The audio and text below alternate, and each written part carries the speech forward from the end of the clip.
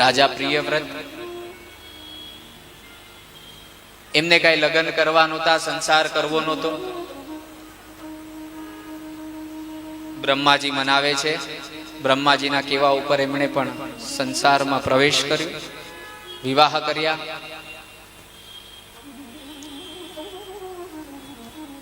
એક દિવસ વિચારતા હતા, આ અંધારું કેમ થાય છે, આ રાત કેમ થાય છે? સૂર્ય ડૂબી જાય છે એટલે અહીંયા રાત થાય છે. પછી બધા તો કે કુકર્મ કરે છે, રાત થાય જ નહીં તો સૂર્યની પાછળ પોતાનો દિવ્ય રથ લઈને એ પણ ચાલવા માંડે છે.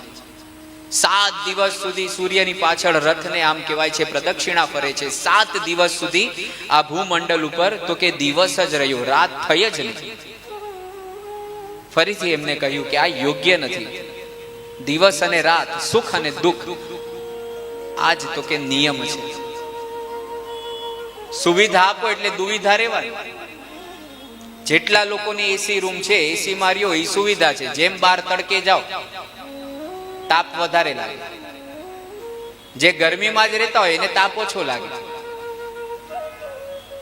આમાંથી જેટલા લોકો શહેરથી આવ્યા હશે, ગાડી બંગલામાં રહેતા હશે, એને ગરમી ગરમી થતી હશે, અને જેને ખેતીવાડી હશે એને તો આ રોજ મૂર્યું, આને કઈ ગરમી ન કહેવાય.